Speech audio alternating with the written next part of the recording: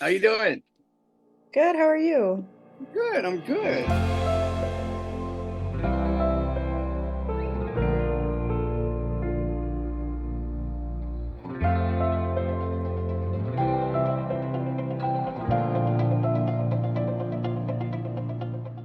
So yeah, maybe just start off with telling me a little bit about your role at LTSC, maybe what your like a typical day might look like for you.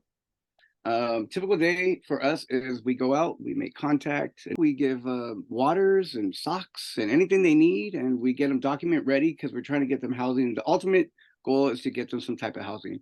So when we do the documents, we have to go get their ID, SSI, social, GR, EBT. So we get them lined up for success when the housing is open because those are everything that we need in order for them to be housed. Me personally, I have lived experience with the situation. I am open about my recovery. I have 8 years clean. I went back to school. I got my GED. I graduated with my associates. I'm working on my bachelor's now. I am a registered alcohol and drug technician, and I'm a certified prevention specialist. I've been working in recovery for 3 years now. Yeah, I go out there and share my story because a lot of people that are out there, a lot of people come from these outreach workers have, a lot of them have the education behind it, but the lived experience. It's easier to bond with the homeless, or the unhoused. Just tell them, with hard work and persistence, anything's possible. Like I'm a living story with that. When I get to know these people, this is how I build a rapport with them. I sat in on a couple meetings with the homeless services team, and it something that struck me was kind of all the obstacles that are up against folks that are trying to better their lives. And it seems like a lot of the systems in place aren't built with them in mind. They're really not. They're really not. We're talking about, we can go get them the documentation and we can get them housing ready, but then it's like one thing after another. And I know they get fed up.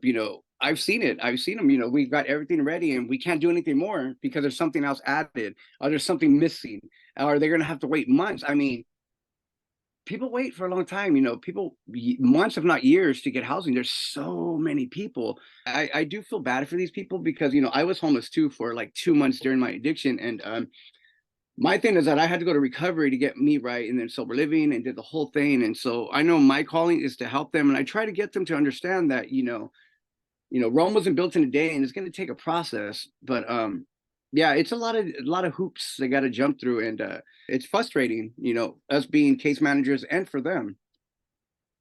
What are some of the goals of our homeless services team? To house, we're trying to get people safe. You get them into housing, they get stable, they feel safe, is when they can start going out and addressing mental illness, their addiction. They have a solid ground where they can do that now. And things like permanent supportive housing, there's services in the building, include like Yes, you're not just we putting someone in a unit and walking no, away. you can't do Um, that. You can't do that. That's why we talk about intense case management. You can't bring somebody to the finish line and not be like, okay, let's go through it together. There's no way. There's no way. I'm working with a client now. I just placed him in his own studio, independent living, and we ain't done. This is the time now where I need to be there the most because this is the first time they're paying a bill. They're paying rent. They have to be held accountable, for their actions. And yeah, it's a thing. It really is.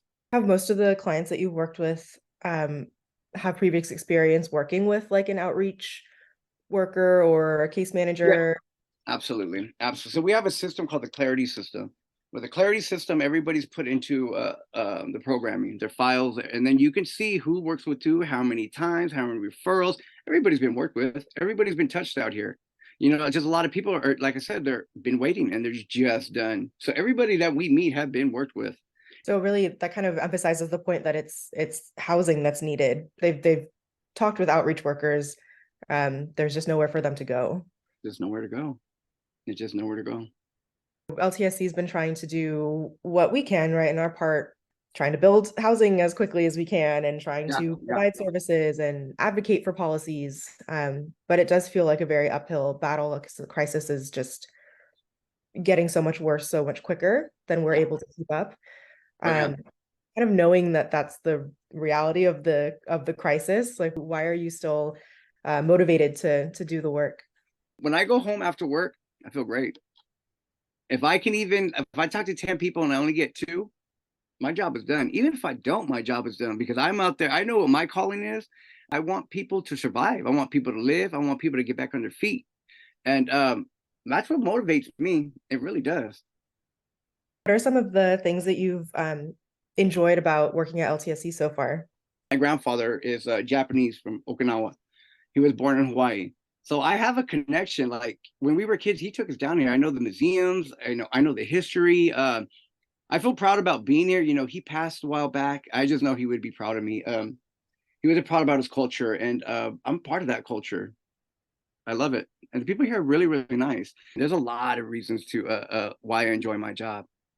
Has anything been surprising to you, or like what were your impressions about the organization and the scope of our work? When I walked in, how many programs you have in here? I was like, because when I did my little walkthrough, and we have this and that, it's everything. It's everything. I think all organizations need to be like that. It's a good feeling to know that we're all working and collaborating together. Because at the end of the day, everybody needs to be on a team to progress. Awesome. Thank you so much. Thank you for taking the time out, getting to know me. I appreciate that. Yeah, thank you so much. All right, you take care. Have a good day. Thanks. All right, bye. Bye.